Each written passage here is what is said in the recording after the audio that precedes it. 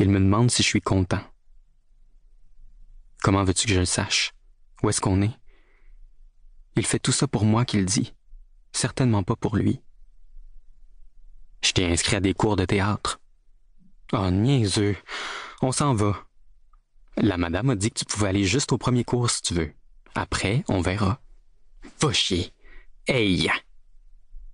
Il se lève de son siège, referme violemment la portière, fait le tour de la voiture sous la pluie battante, ouvre de mon côté, me détache et me ramasse par le chandail.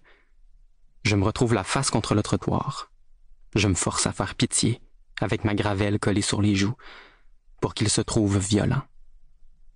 Envoie-moi pas chier. Tu le sais pas. Peut-être que tu vas aimer ça. Tu y vas, un point, c'est tout. S'il te plaît. Papa, non. Ça me fait peur. Il me prend dans ses bras, pour me réconforter, ou juste pour s'excuser. Je me débats. Fais-moi pas de crise, OK? T'as 12 ans, ça va faire. Il n'a jamais été comme ça. J'arrête ma crise pour le supplier de me ramener. Il me laisse sur le trottoir, se remet au volant, avance, s'arrête, recule, hésite, change d'idée et finit par s'éloigner. « Papa, reviens! Maudit niaiseux! Laisse-moi pas tout seul ici!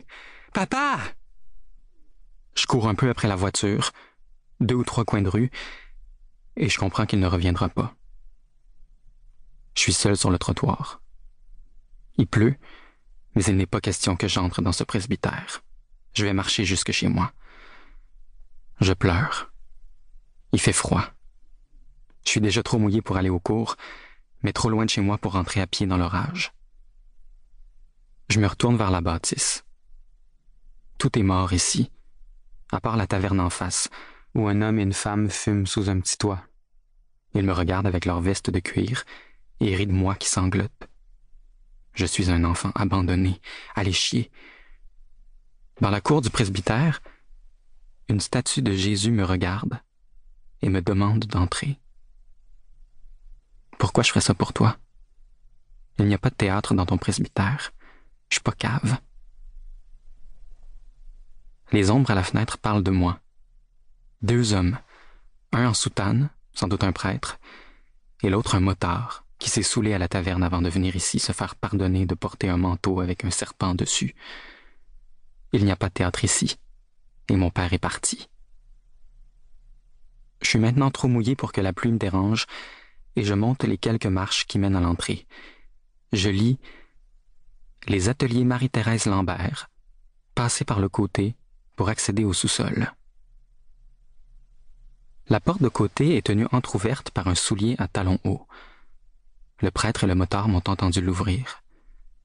Je reste un instant sans bouger, à l'abri de la pluie. On dirait que je me suis pleuré dessus pendant des années. Je ne veux pas y aller. Je sors, j'entre, je sors, j'entre, je replace le soulier. J'entends des cris et des rires derrière la porte en bas de l'escalier. Où est-ce que je vais mettre mon manteau en entrant? Je suis en retard. Devant qui est-ce que je vais me retrouver? Est-ce que les autres enfants seront plus grands, plus âgés, plus méchants que moi? Je ne veux pas qu'un autre garçon essaie de voir mon pénis dans les urinoirs si on doit prendre une pause pipi tous en même temps. Je descends. L'eau de mes vêtements dégoutte le long des marches et j'entre pour de bon. Une femme se tient debout, dos à moi, au centre d'un cercle d'enfants couchés par terre, les yeux fermés. On entend tout.